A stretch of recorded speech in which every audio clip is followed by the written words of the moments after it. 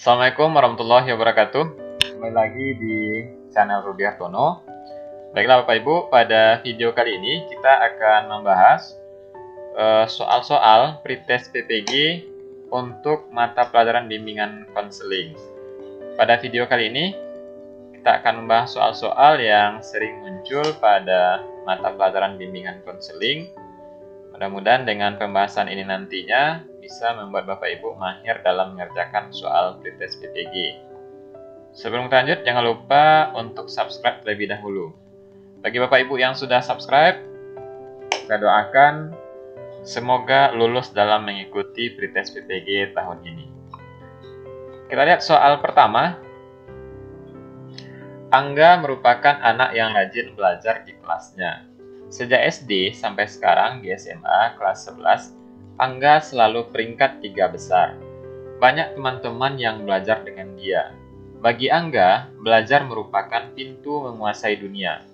Berdasarkan cerita tersebut, maka Angga A. Mampu berpikir ilmiah, B. Mampu membuat kesimpulan ide-ide yang abstrak secara logis, C. Mampu melihat kenyataan dan berpikir kemungkinan-kemungkinan, D. Mampu memutuskan masa depan.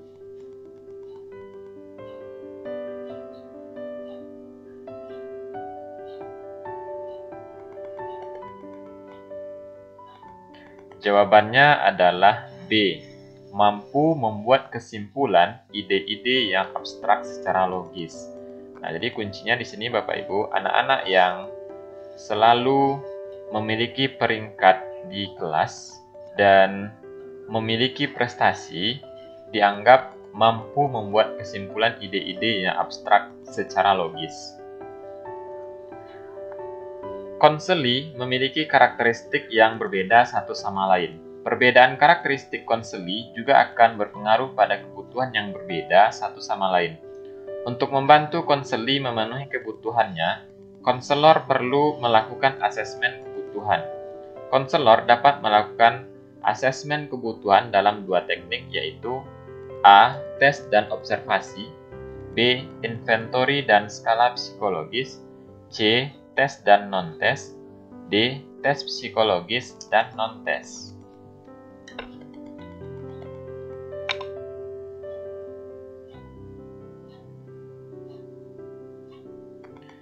Jawabannya adalah C.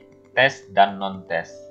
Nah, jadi di sini Bapak Ibu, asesmen kebutuhan yang dapat dilakukan oleh seorang konselor ada dua, yaitu tes dan non-tes. Ini juga berlaku pada asesmen secara umum. Bu Eko sudah mengabdi menjadi guru BK selama 10 tahun. Sebagai guru BK yang kekinian, Bu Eko selalu mengikuti perubahan zaman. Awalnya, Bu Eko memberikan layanan secara konvensional. Sekarang, beliau sudah memberikan layanan yang berbasis teknologi informasi. Kemampuan Bu Eko dalam pemanfaatan TI merupakan kompetensi A. Profesional, B. Pribadi, C. Akademik, D. Sosial.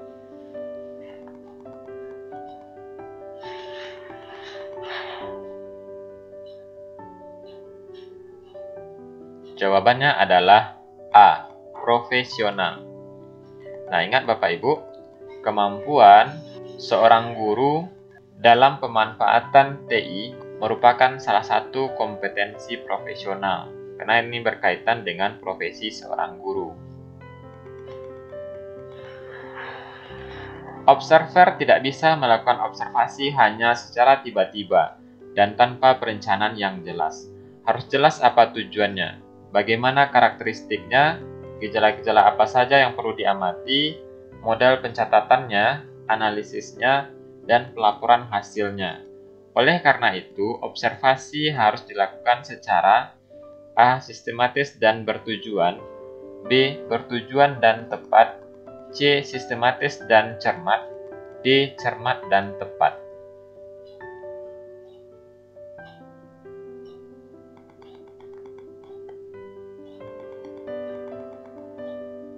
Jawabannya adalah A. Sistematis dan bertujuan. Nah, di sini kata kunci yang perlu Bapak Ibu perhatikan ya.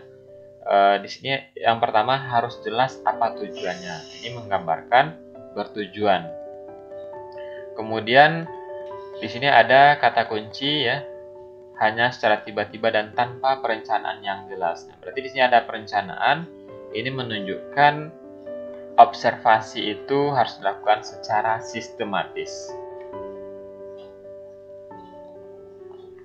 Hal dasar yang harus diperhatikan terlebih dahulu oleh guru BK ketika guru BK ingin melakukan asesmen berbasis TI dengan memanfaatkan media online adalah A. Menyiapkan instrumennya, B. Memiliki akun email, C. Mampu membuat desainnya, D. Mampu membuat link dan menyebarkan ke siswa.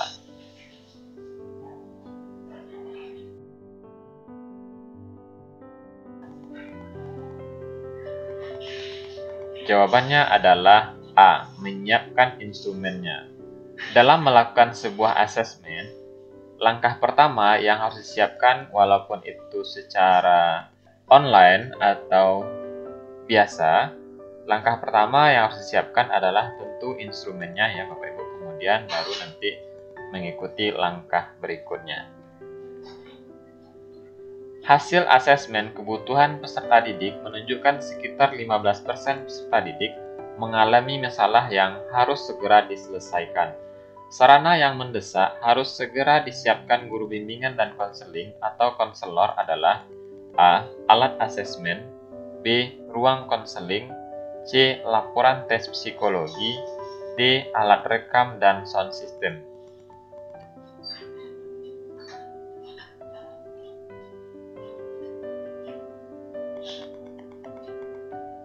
Jawabannya adalah B. Ruang konseling.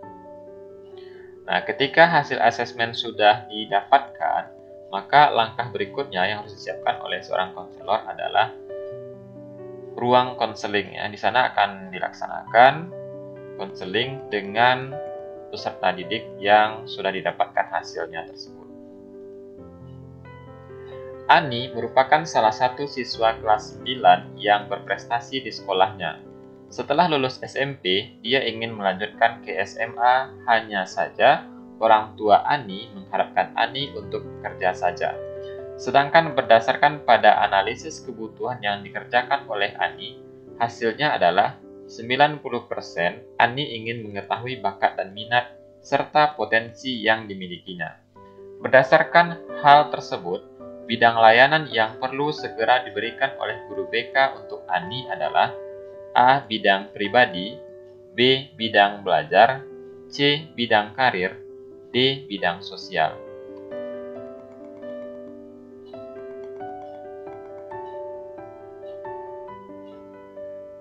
Jawabannya adalah C. Bidang karir. Nah, berkaitan dengan melanjutkan pendidikan dan pekerjaan yang akan ditempuh oleh anak setelah melanjutkan pendidikan, ini berkaitan dengan bidang karir. Sudah jelas ya Bapak Ibu? Hasil asesmen seorang siswa tidak memiliki teman akrab untuk belajar 45%, merasa kesepian 30%, dan tidak senang berada di rumah 25%. Layanan yang dikembangkan adalah A. Kesadaran dan tanggung jawab sosial, B. Membina hubungan dengan teman sebaya, C. Pengembangan diri, D. Kematangan emosi.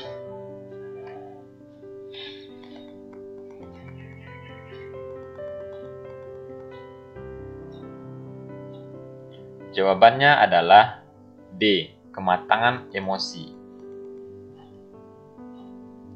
Asesmen untuk mengetahui kebutuhan lingkungan dalam memahami kebutuhan peserta didik yang paling tepat adalah A. Angket wawancara inventory, B. Studi dokumentasi wawancara observasi, C. Sosiodrama wawancara observasi, D. Wawancara sosiodrama angket.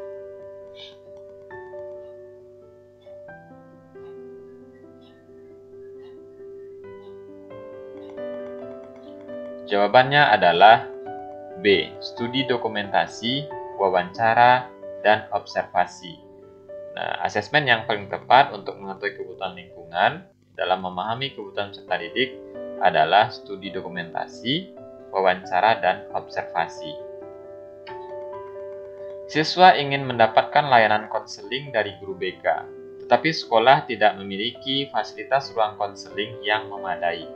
Upaya yang tepat untuk dilakukan konselor agar dapat memberikan layanan konseling adalah A. Mengajukan permohonan ruang konseling kepada kepala sekolah.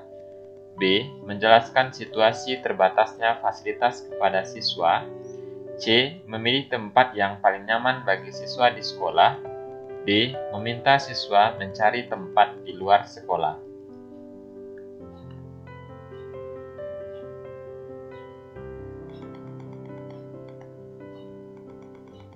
Jawaban yang paling tepat adalah C. Memilih tempat yang paling nyaman bagi siswa di sekolah.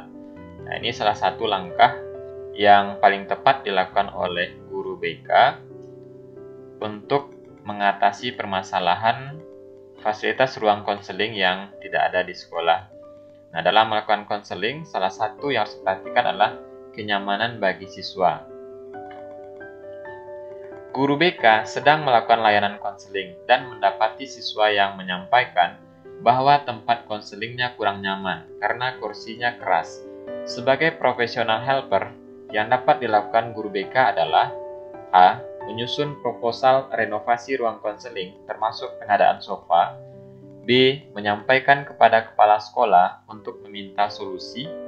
C. Memberikan pemahaman kepada siswa tentang keterbatasan fasilitas sekolah dan meminta siswa untuk menerima kondisi apa adanya.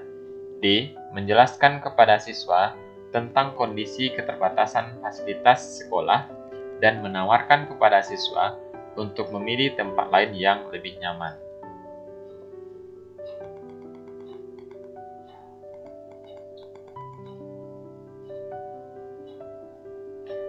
Jawaban yang paling tepat adalah D, ya, menjelaskan kepada siswa tentang kondisi dan keterbatasan fasilitas sekolah dan menawarkan kepada siswa untuk memilih tempat lain yang lebih nyaman.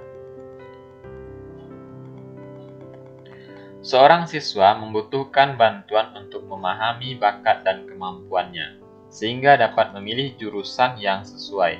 Dalam hal ini, guru BK dapat menggunakan strategi layanan. A. Layanan responsif melalui konseling individual.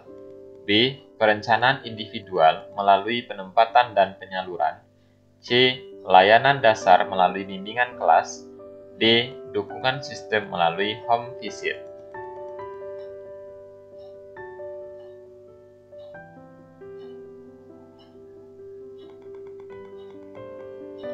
Jawabannya adalah B. Perencanaan individual melalui penempatan dan penyaluran.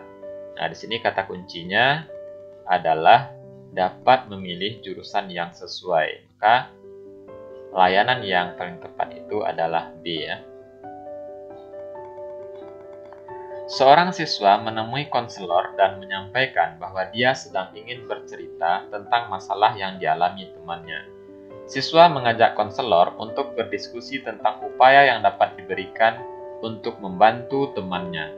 Proses layanan yang diberikan guru BK terhadap siswa tersebut disebut A. Tutor sebaya, B. Referral, C. Konseling, D. Konsultasi.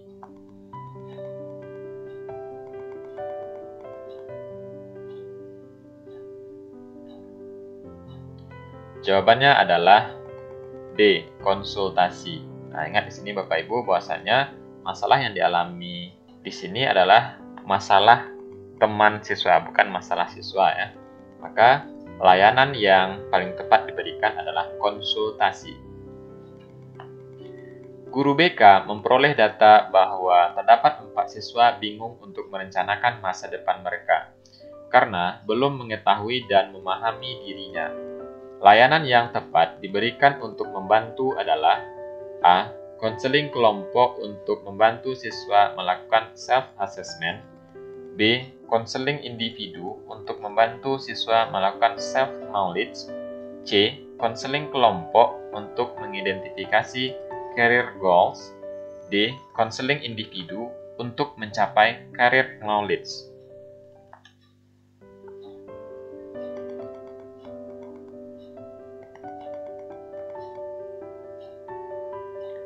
Jawabannya adalah A. Konseling kelompok untuk membantu siswa melakukan self-assessment. Nah, di sini kata kunci yang mengarahkan ke jawaban yang pertama adalah 4 siswa. Berarti konselingnya adalah konseling kelompok, kemudian memahami dirinya. Nah, di sini dapat dilakukan dengan self-assessment. Guru BK merancang dan mengembangkan media dengan mempertimbangkan karakteristik siswa SMP, sebagaimana dasar pemilihan media yang perlu berdasar pada kondisi peserta didik. Pertimbangan guru BK masuk pada aspek A. Bakat, B. Tugas perkembangan, C. Usia, D. Tahap perkembangan.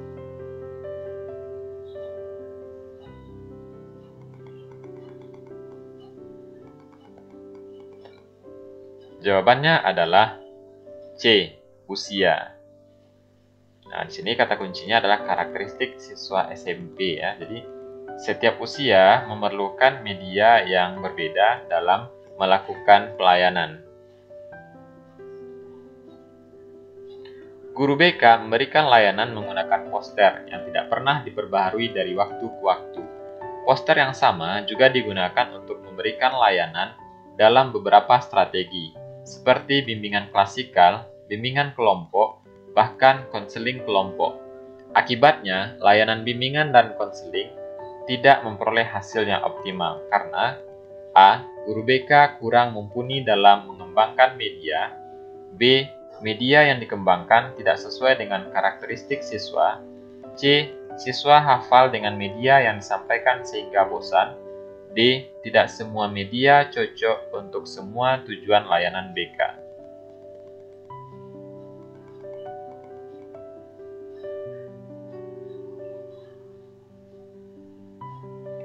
Jawabannya adalah D. Tidak semua media cocok untuk semua tujuan layanan BK. Guru BK meyakini bahwa semua siswa yang meminta layanan konseling pada dasarnya adalah pribadi yang positif. Mereka memiliki kemampuan untuk menyelesaikan masalahnya, karena hanya siswa yang menjadi ahli atas masalah yang mereka alami.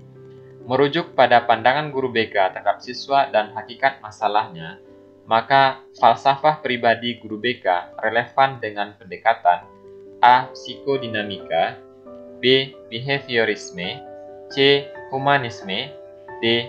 Postmodernisme.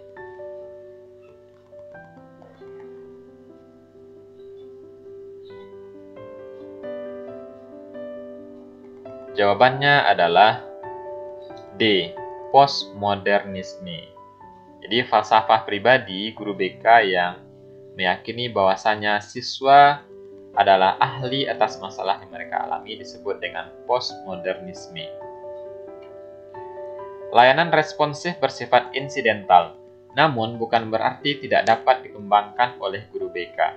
Pengembangan layanan responsif mengacu pada 4 bidang layanan, yaitu pribadi, sosial, belajar, dan karir.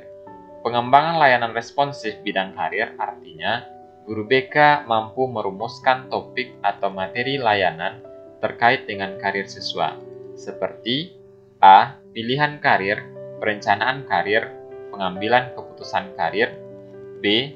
Pilihan karir, pengenalan dunia kerja, alternatif keputusan karir, C.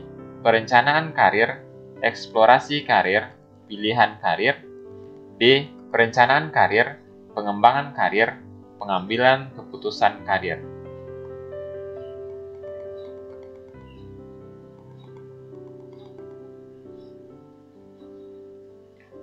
Jawabannya adalah A. Pilihan karir, perencanaan karir, dan pengambilan keputusan karir. Pak Budi adalah seorang konselor yang bekerja di sebuah sekolah dengan hanya 2 guru BK. Kesulitan yang paling sering dirasakan adalah jumlah siswa asuh yang melebihi batas kemampuan dari beliau, sehingga kadang pelayanan tidak bisa menyentuh semua siswa. Langkah pertama yang bisa dilakukan oleh Pak Budi untuk menyelesaikan persoalannya adalah A. Bekerja sama dengan guru mapel untuk memasukkan materi pelayanan A. Bekerjasama dengan guru mapel untuk memasukkan materi pelayanan bimbingan dan konseling dalam mata pelajaran dalam bentuk inklusi. B. Bekerjasama dengan guru mapel dengan meminta jam pelajaran. C. Bekerjasama dengan pihak luar, psikolog atau profesional lain di bidangnya untuk memberikan layanan sesuai dengan identifikasi kebutuhan. D. Meminta kepala sekolah untuk menambah tenaga guru BK.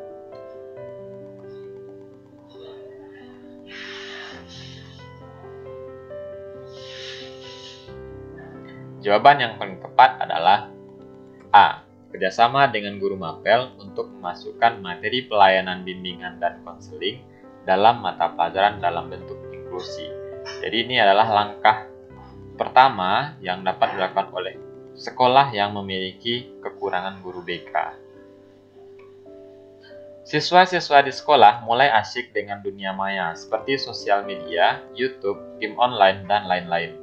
Hal ini menjadi peluang, begitu juga masalah dalam waktu bersamaan. Seorang konselor akan menyikapi hal ini dengan cara yang benar. Salah satunya, A. Melakukan sosialisasi kepada siswa tentang bahaya dunia maya. B. Bersama tim IT sekolah membuat sarana medsos edukatif untuk pengembangan media dan optimalisasi layanan. C. Bekerjasama dengan orang tua untuk membatasi penggunaan gadget. D. Memanfaatkan media sosial sebagai sarana memberikan layanan.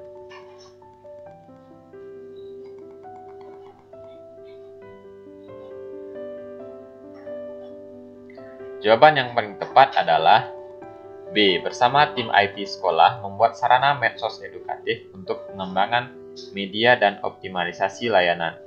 Nah, ini merupakan salah satu kompetensi tentang pembelajaran abad 21 yang harus dimiliki oleh seorang guru BK. Jadi perkembangan dunia maya tidak harus dilawan tetapi harus diberikan sarana yang tepat untuk pelayanan BK. Kegagalan penerapan metode Jigsaw dalam layanan klasikal disebabkan karena kesalahan guru bimbingan dan konseling dalam menerapkan prosedur atau langkah dalam penerapannya. Bentuk kesalahan yang sering dilakukan guru bimbingan dan konseling diantaranya adalah A. Membentuk kelompok kecil sebagai kelompok asal. B. Menyuruh siswa membentuk kelompok ahli. C. Meminta siswa mengajarkan materi yang dipelajarinya di kelompok ahli kepada teman sekelompok. D. Meminta kelompok ahli mempelajari semua pokok bahasan di hari itu.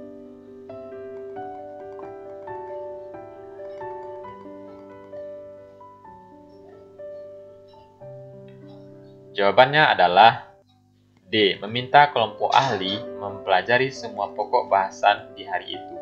Jadi inilah salah satu kesalahan yang sering terjadi pada penerapan metode Jigsaw.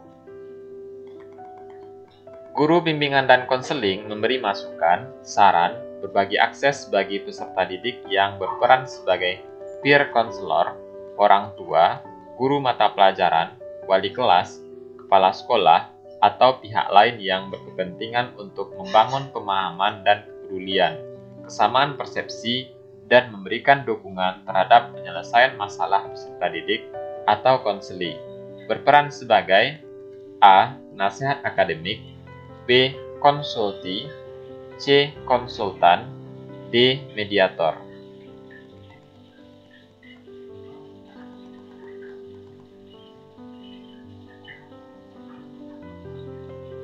Jawabannya adalah C. Konsultan.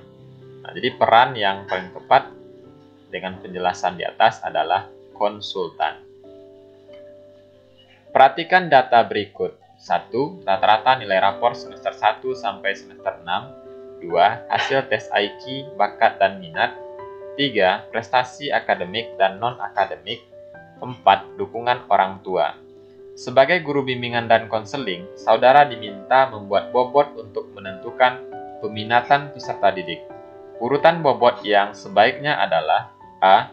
1, 2, 3, 4, B. 2, 3, 4, 1, C. 3, 4, 1, 2, D. 2, 1, 3, 4.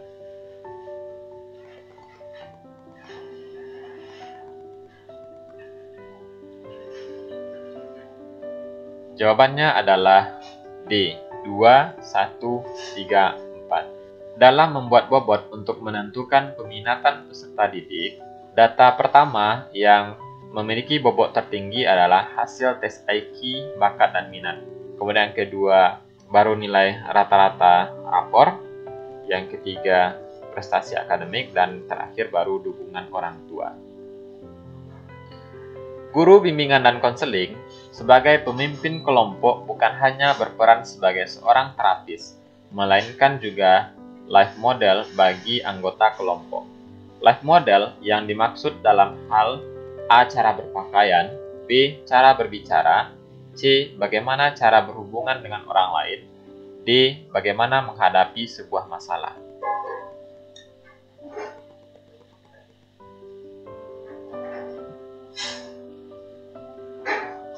Jawabannya adalah D. Bagaimana menghadapi sebuah masalah.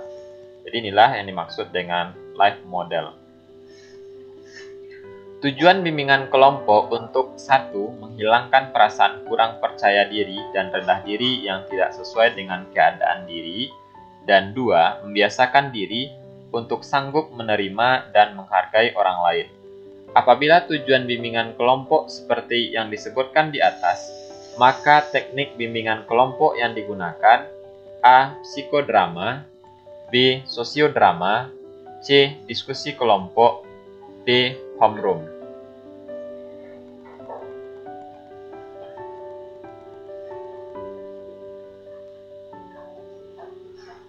Jawabannya adalah B. Sosiodrama.